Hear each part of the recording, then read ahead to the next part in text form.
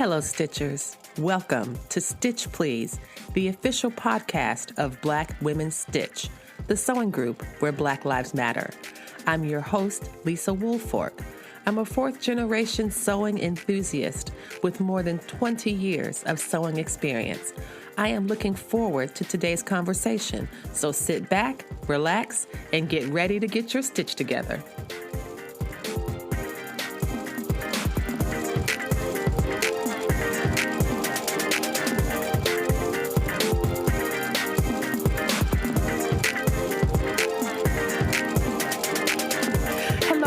And welcome to the Stitch Please podcast. I know y'all must get tired of hearing me saying this. And if this is your first time listening to us, you will know that I say this all the time.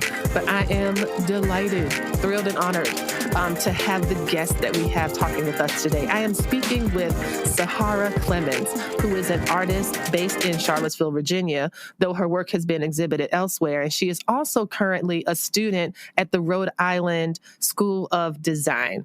I think they call it RISD. And so I'm happy to have Sahara here. She is a muralist, a painter. She does work in fabric and textiles. She sews. And we have the commonality that we both won a small grant, a soup grant from the New City Arts Initiative here in Charlottesville, Virginia. And when I won my soup award that year, Sahara was the person that handed me the ladle for the soup bowl. So the soup is a really wonderful program that New City Arts does. And basically they invite members of the community to come and eat soup and listen to artists talk about projects. And then the audience, the dinner guests, vote on the prize or vote on the winning project. And the year before I won, Sahara won. And so when I competed and I won, she gave me the golden soup ladle. And so it was really wonderful to have, to be passed the torch, so to speak, from the soup from the soup competition or the soup dinner, from her to me. And that just made a special night even more special. So thank you for handing me the ladle, Sahara, and welcome to the program. Thank you. Yes, I was happy to be a part of that experience. And I guess that's sort of the birth of the podcast. And thank you so much for having me here. I've never been on a podcast before, so I'm super excited. Oh, this is great. I'm so glad that I can show you something new, because you're always showing me something new. Whenever I look at your art, your paintings, drawings, sculptures, the textile design, I'm looking at something new. So the fact that I get to show you something new is a great treat to me. And the soup grant that I won, I used the funds, I divided them in half, and half was to host an in-person event. I did a pop-up sewing studio. And then the other half was to invest in equipment to make the podcast. So it's like, I'm using my grant. See, look, we have the podcast. It's a real thing. So let's talk a little bit about the soup. What did you win when you did the soup? Tell me what you won for, and this can help us get started in talking about all the things that you do. So when you applied for the soup, what was your project? So when I applied for the soup grant, I was a part of the incubator program at the McGuffey Art Center here in Charlottesville. And so for the project, I wanted to use the funds to enhance my art practice by getting a iPad, which has been super helpful.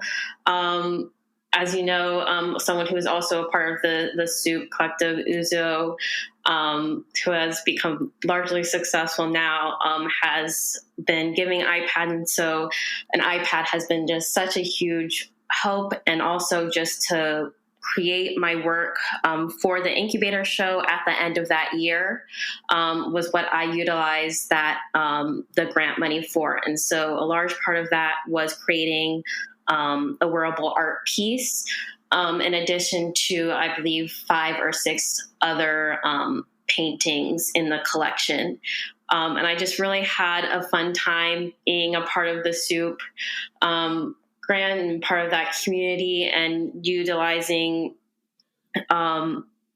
that place and that space to give back to the community and be a part of the incubator program, and for people to see my work and see what I'm trying to envision for my community as a Black woman, and just all those things that I felt like that particular collection in general really just spoke to my vision and sort of, I guess, my brand as what I'm trying to develop as an artist.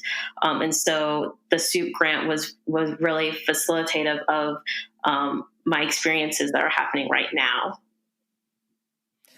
Yes. And the thing that I guess I wonder if you could talk a little bit about, and this is something I would like to learn because I'm really interested in this kind of technology.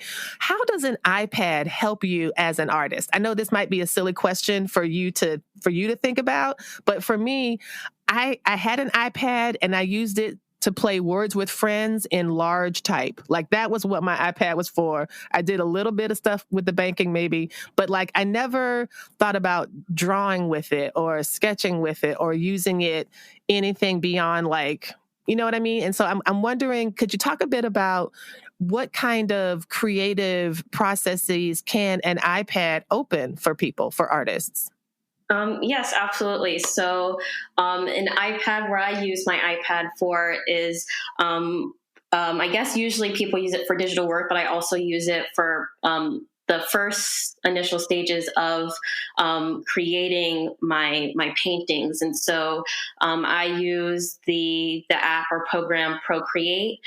And that just helps me to create a basis for my paintings and visualize the colorings, the portraiture, all those things. And then if I want to tweak anything, I can go back to the drawing board, take pictures of what I currently have on my painting, and then put that back into a digital form and then rework it again. And so it's just really a great way to know how to strategically make my paintings and make my works, and from layer to layer, and know what process would be the most effective in creating the work.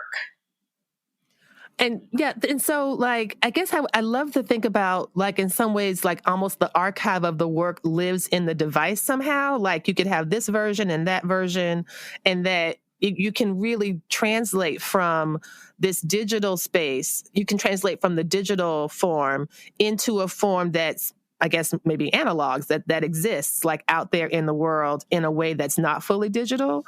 And it makes me think about the ways that you seem to move very seamlessly between painting and like wearable art, for example. Can we talk a bit about how you navigate that transition? Like, what is the difference between making a painting and making a garment? I think you described this a little bit in your TEDx talk, and I will link. I'll put a link in the show notes, everybody, to Sahara's TEDx talk, so you can hear her talk about art as conversation. But I thought that the pieces that you put together, this painting and then the garment that you made, they really did kind of. It was this beautiful two-way street between what some would consider art and maybe what others would consider craft. So how do you connect, or how do you shift from a drawing with a pencil on an iPad or a digital pencil on an iPad and sitting at a sewing machine to make something? Yeah, I mean, I guess like as you reiterated that my TEDx talk, Art as Conversation, really spoke to about how learning as an artist and creating work is about having a conversation with yourself, and seeing how you can diverge out into new ways of making. And so in my art practice, I guess I really have enjoyed both painting and fashion design. And then when I brought those two things together, it just created a whole new way of thinking in terms of just what it means to have art on the body, and how that what that means in terms of shape and design. and how that kind of livens up the work as something that can be worn and walked through and lived in. And so I guess going from art as a 2D aspect, and going from more of a 3D aspect, the themes are still there. The themes that I'm still trying to cultivate are still there. It's more so there's just more elements to it. So going from sewing, there's more of a trial and error aspect. As I was saying, from Procreate, I go in and out from digital to painting. You still have that kind of back and forth in sewing where you have to drape and design and then see how that works. And if it doesn't, go back to the drawing board and see what you can come up with. And also just having a whole nother element of just the materiality of wearable art, in terms of unconventional materials. With either, I love using paper and origami. Those are some things that I usually like to incorporate in my wearable art, in addition to more conventional ways of making, like painting, and painting on garments is another way I like to infuse right. my artistry into design. And so I think I just always have had a love for color and textile, in how I carry myself, and also just in my paintings. And so I really feel like wearable art is just another extension of that. And so, yeah, I just like to continue to explore. I really like this phrase you used about art on the body. And I think it's such a beautiful and precise phrase. I mean, you would think wearable art would be the same as art on the body, but for some reason, when you said art on the body, it made me think like, oh, wow, what does it mean to think about a person as a canvas? What does it mean to think about a person as a blank space on which I can either place my art, or I guess maybe that's what design is like, how do you, in the same way like you do for draping, like how do you take these fabrics that really are these, very flat objects and then turn it into something that can really enhance and really honor the human body or the human form. Do you think a lot about that when you're doing your design work? How do you imagine, like when you approach the form, the human form, the female form, the Black female form, how do you think about the body in your art, in your wearable art, and maybe even in your painting? And the reason I ask is because when you said wearing art on the body, I thought instantly of the phrase the body of art or a body of work. You know what I mean? When people talk about like someone's portfolio or someone's, I guess maybe not just a portfolio, it can't be a full body of work, but I guess a body of work seems to suggest a scope of art and artistic practice. How do you think about, like, particularly since so much of your work is centered on Black women and Black communities, do you have a particular vision in mind that you're trying to communicate or express in your painting that might show up different or look differently in textiles? Yeah, I mean, I feel like I don't know how much of variation there really is, because, as you said, looking at my body of work, I've seen or I've noticed, and in my practice that I've really wanted to cultivate is the idea of what art is, in terms of looking at the woman figure, and how historically that has largely been looking at nude figures, and how I've kind of wanted to shift that in a way of showing the beauty of woman also in terms of looking at clothing and how those two things interact with materiality and the skin. And so with both my 2D works, I have felt that there has still been a sense of design. My work entitled Woman in the Clouds was actually initially a fashion rendering. Really? Yes, it was not at first an intention to be more so. It was like a kind of meshing of what I was thinking inside in terms of my experience as a Black woman, but also in terms of my love of design and how those things kind of meshed together was what became that piece and what really started this idea in terms of what I wanted to kind of take forth in terms of our experiences of women and experiences of Black women as kind of bodies of vulnerability and changing that in a way where giving life to these people by adding or just like intertwining it with art and design and fashion and how those things all go hand in hand in terms of expression of the self, expression of our identity. And for me personally, as you said, I am a little bit of an introvert. And so I've always used fashion as a way to speak out. And so that continues with my artwork and wearable art. So I feel like there's not much of it's more of, I guess, like a spectrum, or it's more of a blurred line in terms of what is the process or what is the end result. What is the difference between the my work and 2D work versus my wearable art or fashion design? I really absolutely love the rising of the woman in the clouds piece, and I keep wanting to call it rising above because the article about the mural calls it rising above. New Sahara Clemons mural depicts the strength of Black women, and so I was thinking rising above was the name of the piece, and it's not. It's, as you said, woman in the clouds. But what I love about it is I can see now that you mentioned it how it could be like you said, a fashion study. Because that fabric that the woman in the is wearing on the reclining, when she's reclining and holding a lightning bolt in her hand, that fabric is gorgeous. And I was like, oh, I would like some of that. I wonder if that's real fabric that she found, or if she's going to just design some fabric.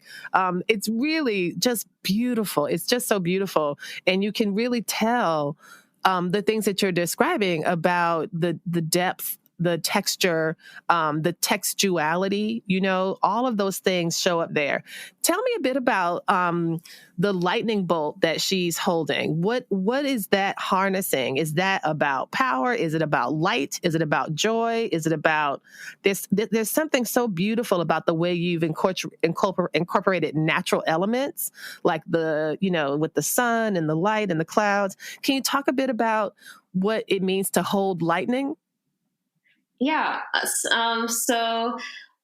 For my mural, I guess I really wanted to embody a kind of an ethereal aspect to the piece. And so the title of the mural is Say Her Name. And so I wanted the lightning bolt to kind of signify a kind of a harnessing of power, but also kind of a sense of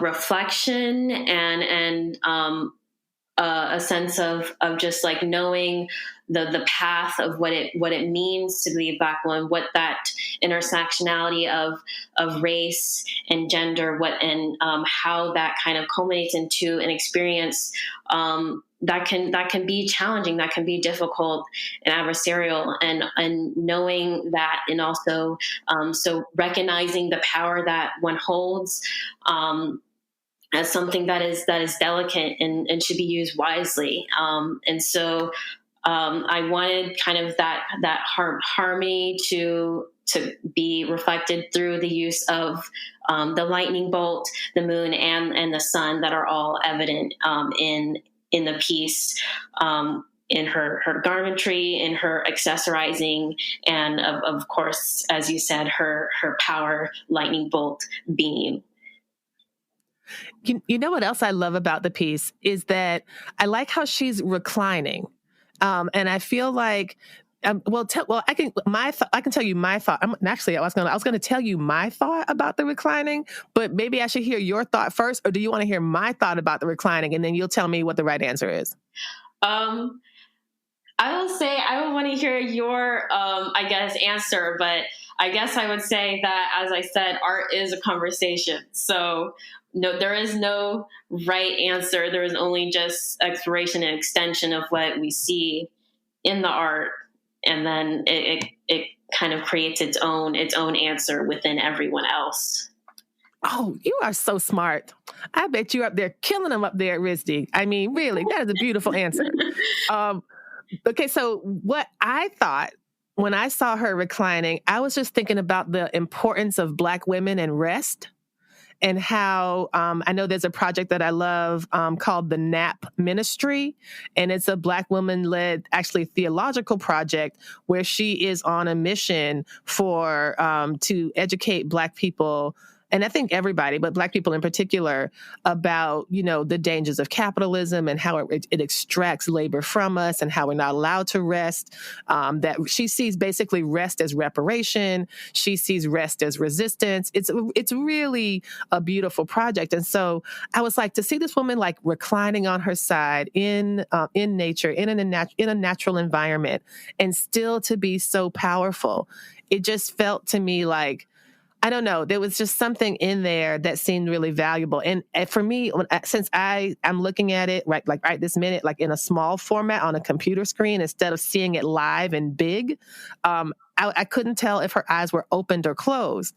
And on my screen, because it's a small computer, her eyes look closed. But then when I look closely, they're open. And so there's something about the idea that you can imagine her with her eyes closed, you can imagine her with her eyes open. But there's something about the idea of rest, and how with, the power that Black women do have, but how there's always, it seems to be an expectation that we're kind of constantly moving. And there was something about having this person be still, and just like, I don't know, relishing her power, which is so great that she doesn't even have to sit up or stand up to wield it. It just comes to her naturally. I don't know. That was what I thought. That's what I saw in it. What do you, I don't know, when you create a piece like this, do you have intentions that say, okay, instead of having her standing or sitting in a chair or in profile, I'm going to position her body this way? Does that impact how you start to, shape out or sketch out a painting? Yes, it absolutely does. Her position was actually a very hard thing for me to finalize. But all the things that you said previously, those were things that I was thinking about. And she was, in fact, always sitting when I was doing the sketches. She was always in a reclining position. But I just needed to figure out the best way I wanted to express those themes of rest and that the kind of exploitation we get of Black women and our work and our labor. And so my mother was a big inspiration for this piece, and just the things that she does in the Charlottesville community, and her relationship with me, all of those things. Things that impacted the way that I was creating the mural and how I wanted to showcase this kind of unveiling of what it means to be a Black woman, and especially in this time of this unrest, where how people react to not necessarily new things that are happening within the Black community, and how that impacts the Black community in terms of everyone kind of gaining this uprising, and how it's tiring, and it's laborious. We're all dealing with this history of racial injustice and how it's happening now.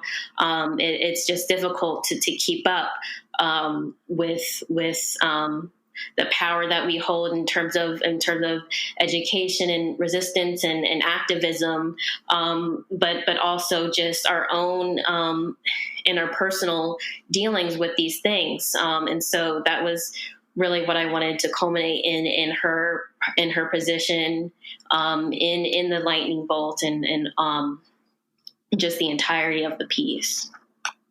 I think you really achieved everything that you're describing and more. And as you said, whenever somebody sees this, they are going to have a dialogue with it or a conversation with it in their own imagination. And it was so funny, Sahara, when you were just speaking and you said the word unrest. That was the first time I actually heard the root rest in that word. We talk about civil unrest as if usually society is at rest. And society is not often at rest because we have so many damaging and vexed systems that are constantly plaguing the lives of many people, especially those who've been marginalized in some way. And so it makes me just think about unrest, the relationship between unrest and rest and activism and the burdens, as you were describing, that just impinge on the lives of Black people all the time. And that, I don't know, it was just so beautifully put. So thank you so much for sharing that. I want to take a quick break, everybody. And when we come back, I want to ask her about design school and what that's like, because it sounds like it's a lot of fun. Stay tuned.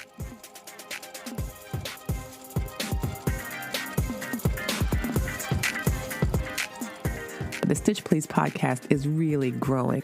I want to thank you for listening to the podcast and ask a favor. If you are listening to this podcast on a medium that allows you to rate it or review it, for example, Apple Podcasts or iTunes, please do so. If you're enjoying the podcast, if you could drop me a 5-star rating, if you have something to say about the podcast, and you wanted to include that, a couple sentences in the review box of Apple makes a really big difference in how the podcast is evaluated by Apple, how it becomes more visible. It really is a way to kind of lean into the algorithm that helps to rank podcasts.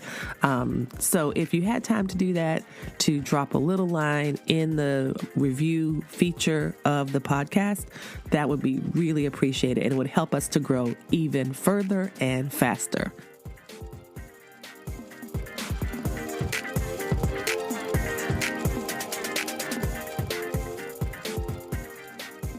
We are back, and you are listening to the Stitch Please podcast. I'm Lisa Woolfolk, your host, and I am talking with Sahara Clemons, who is an artist, designer, sewist, a theoretician, an activist, and she is doing all of this and continuing her studies at the Rhode Island School of Design, where she is heading into is this your second year? Yes.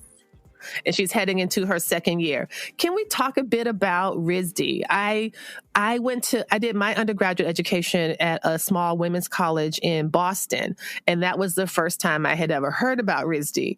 And what I had heard was that it was the premier school for art and design. Now, I have since learned that there's other schools of art and design, but I think because I learned about RISD first, I think I learned about RISD about the same age that you are right now.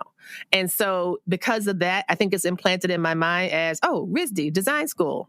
The end. I since learned that there's Pratt and there's this and there's schools in New York, there's schools everywhere. That I just talked with a woman a few months ago who's fantastic, who went to Mississippi State University. They have them at they're design schools all over. Tell me about why RISD and what RISD has, what your experience has been like there. I guess it's a little weird going. I know it's so weird. It's a weird big question on the heels of a weird big year. And so this is, it's hard to say what it's even been like, right? Considering that it's probably been like a lot of things, and then coronavirus happened, and then it became something else entirely. Right. So maybe do you think you could formulate something about just the overall, and then maybe I might ask you about some courses that you really liked. Absolutely. So I guess overall I had a very wonderful experience at RISD. I guess it's a little difficult to go back to senior year and making that decision of what college I was going to go to. But I really just love the RISD community. And I don't know, I guess there's just something about it, something about Rhode Island, something about Providence that I really enjoyed. And I also just really loved my first year in terms of how much it challenged me. Of course, you have the normalcies of college in terms of independence, and being by yourself for the first time, and what that means in terms of just living on your own, and being responsible, but also just being in an art school in particular, and how you go through, I guess to me, it felt like a little bit of Project Runway, where you had 3 projects a week, and you had to quickly figure out what you wanted to do, and hope for the best. I think that you just sold everybody on RISD. I think all the sewists who listen to me regularly are like, oh, wait, I could go to a college that's like Project Runway, and they'll give me like, here's your challenge designers, and like that. That sounds really exciting. It definitely was. I really felt like I learned a lot from my peers, and my professors. I felt like, I don't know, I think that when you're on your own as an artist, you can easily stagger into like a hole, and if you don't really know what questions to be asking yourself, and so I feel like that's what RISD did for me, is help me figure out what those questions were, and ways to solve them, and produce things that I wouldn't have produced before. And so I think that's just the beauty of art school, is that you get this time that is just freedom, that you can experience, where when you're on your own, it feels like you have some sort of expectation for yourself, to create something that fits into your brand, fits into what you have been showing before. Whereas in school, it's a whole different ballgame. You can do whatever you want. You can experiment, and you can fail. And so I always felt like, when I was there, I never wanted to look at things that people had done in the past. If it was offered to look at samples, I never wanted to do that, because I didn't want to get an expectation of what I had to do or what should be done, and just see what my peers had created in that moment. And so I think that really helped. I think that was really beneficial for me. And yeah, I mean, I guess like socially, I had a really interesting time at RISD. I felt like I was able to get out of my shell a bit, and make a great group of friends. And I learned a lot about myself, in how I navigate around the world, or just around people, and just kind of get a greater understanding. And so college is difficult. Yes. On Yes. multiple levels. And so I learned that pretty quickly. And so I'm really glad. I don't feel like I would have changed something about my first year experience, because I think it definitely was critical for me to learn those lessons. And so, but I guess the one thing I would say that I had difficulty with is when I did have more of a choice to align things with the themes of my work and what I'm doing currently, and how the racial themes in my work, how that played into what we have critiques at RISD. Yes. And so there's often, I didn't know this until actually after the end of my first year, is that there is a common silence in this critique where it's based around racial themes in artwork. And so I always thought it was just me or something, but it's a whole entire thing that happens in terms of how we speak up about race and how we this kind of sensitivity that's happening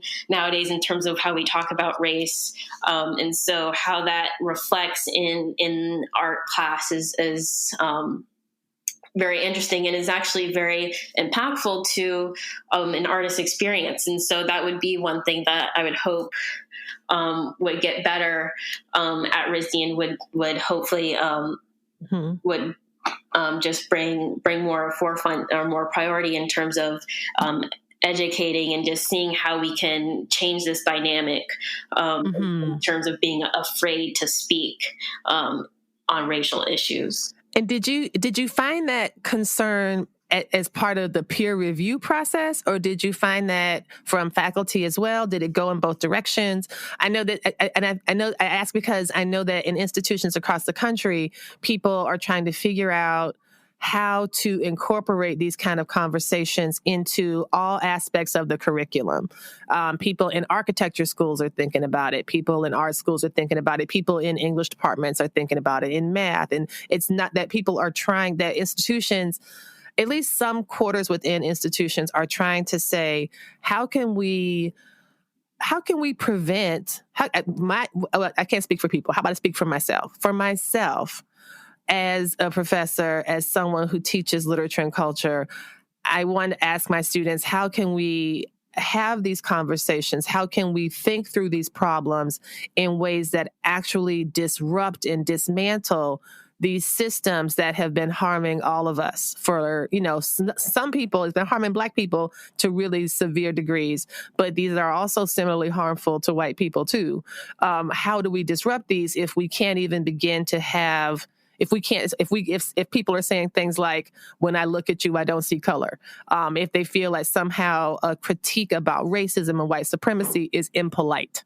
And so I'm wondering, did you notice a reticence where did the reticence come from? And, perhaps you perceive it as a well-intentioned reticence, and maybe you don't want to say like, well, it was this teacher in this class. I'm sure you wouldn't want to do that. But like, do you see what I'm asking? Like, I remember from my own college experience, like going and people, I went to a school in the north, up in a small school in Boston, and the students that I met, even the same was true of graduate school. A lot of them didn't have a lot of experience with Black people, and so like they didn't know what to say or they didn't know how to talk. And that was very frustrating for me because I had been Black my whole Black life and had known nothing but Black people. And so I knew we weren't like, something that you had. We were people just like people, right? And so I don't know, it's just weird to kind of be in these types of environments and think about ways to navigate something that was really just your daily life. And so that was a kind of a surprising thing for me. Did that show up for you in ways that might shape your artistic practice moving forward?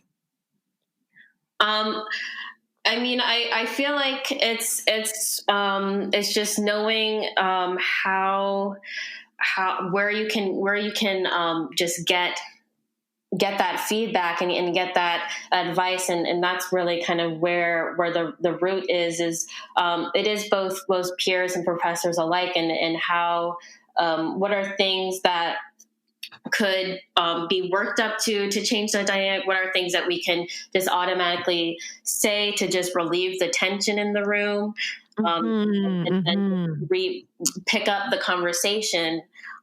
So I've been lucky to have people in my life that have been able to respond to my work and tell me what things are working and things are not, because it's difficult when you're talking about these themes that you need to know, like these are your key audience, people who don't know how to articulate these things, and you're trying to express that. How do you know if it is coming across? How do you know if they can build on the conversation, if they won't connect with it, if they won't partake in the conversation themselves? And so you have to ask, is that something that you have created in on your part? Is that something that you have built with your work, or is that something that is larger than that? Is it something that is more of a systematic thing, in which case that needs to be resolved? And so that's a challenging part of it when you're dealing with art, is that it's a fine line in terms of what we speak on. How do we speak on good racially based art? Like, what does that actually mean? And so I guess that's just something that really needs to be kind of looked at further in terms of the art curriculum, is how do we not just develop the skills, but also just develop more of more education in terms of what we're trying to articulate in our work. Because not everyone knows. We have our own experiences, but I know for sure that I don't know everything. Right? I know Exactly. everything. And so when you're dealing with these themes, you can only go so far on your own.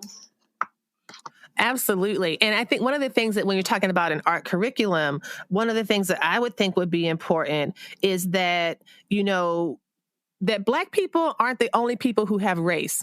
White people are raced as well. And so if someone can say, oh, this is racial art because it's from a Black person, then when white people produce art, that is similarly racial because white people have race. That's something that Toni Morrison talked a lot about, was that white people sometimes forget that they are a race, that they have race and they carry that with them, and it impacts everything they do, just like our race impacts everything that we do.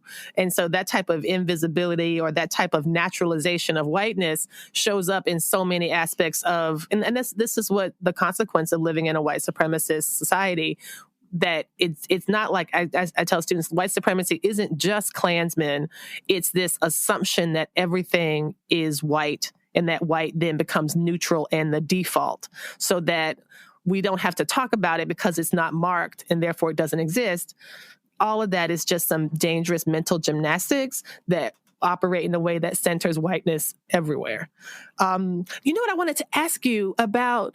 I really love the artist conversation. And so I guess I'm turning a little bit to talk about what it means for you as an artist who also identifies or describes herself as an introvert.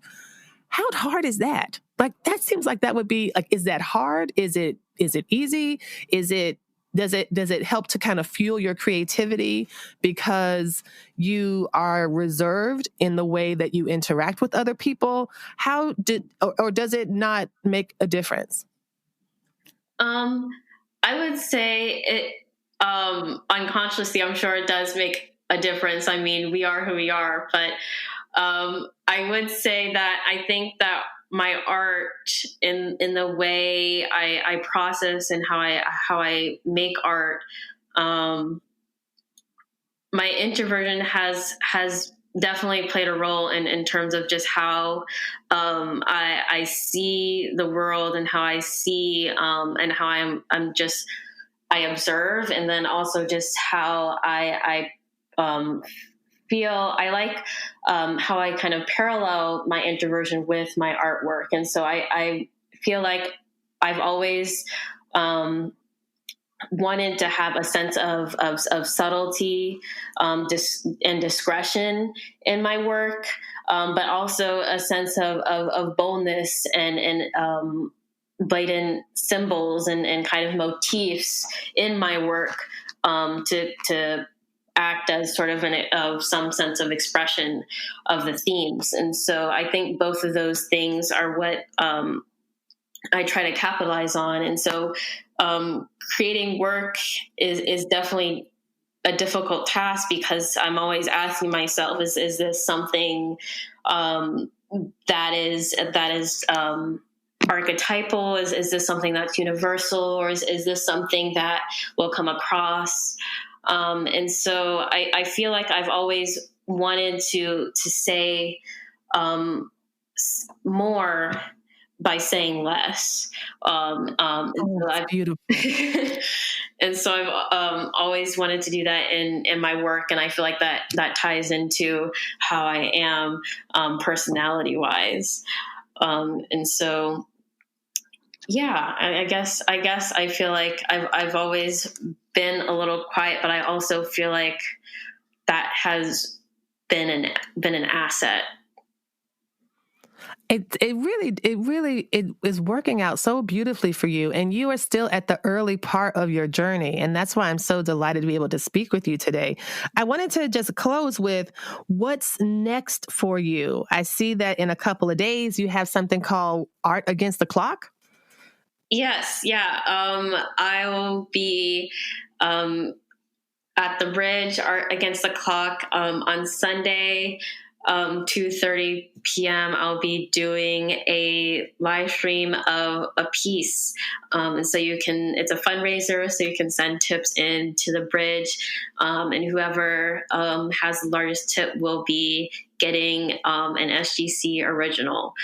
And so, yeah, I'm super excited. I guess this is part of my introversion. I'm a little freaked out in terms of showing the process of my work. Sometimes I feel like it's a bit of a hindrance for someone to see my work, me doing it. But so this will be an interesting experience. So right now, I guess I've been trying to take a little bit of time to do some personal work before I go to school. But yeah, I'm definitely excited to do a live stream of a painting. So yeah. That sounds very fun and very brave for someone who describes herself as an introvert. I think that it's going to be streamed on Facebook Live, and I'm like, oh, I get to see it. This is going to be awesome. And so, no, I just wanted. And where can people find you on the socials? Where can people find you if they want to look at some of your images and purchase some art? Like, where's the best way people can reach you? So they can reach me on Instagram at SGC Originals. I'm in the works of creating a website. So I guess stay tuned to that. But yes, and currently commissions are open. But that is a really minute time span. Yeah, By the time you've heard this program, she will no longer be accepting commission. So, yes, there you go. That's fantastic. Sahara, thank you so much. We've been listening to Sahara Clemons, who is an artist, designer, fashion designer, muralist, and in her second year at the Rhode Island School of Design. You can find her work on Instagram, and she has limited availability for commissions. Thank you so much, Sahara, for joining us today. We're so grateful. Thank you so much for having me.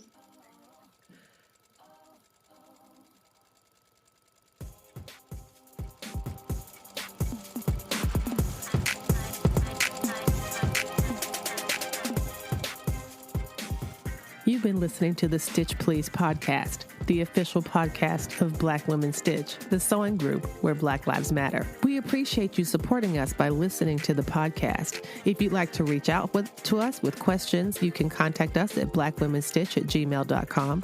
If you'd like to support us financially, you can do that by supporting us on Patreon, Patreon. And you can find Black Women Stitch there in the Patreon directory. And for as little as $2 a month, you can help support the project with things like editing, transcripts, and other things to strengthen the podcast. And finally, if financial support is not something you can do right now, you can really, really help the podcast by rating it and reviewing it anywhere you listen to podcasts that allows you to review them. So I know that not all podcast directories or services allow for reviews, but for those who do, for those that have like a star rating or just ask for a few comments, if you could share those comments and say nice things about us at the Stitch Please podcast, that is incredibly helpful. Thank you so much. Come back next week and we'll help you get your stitch together.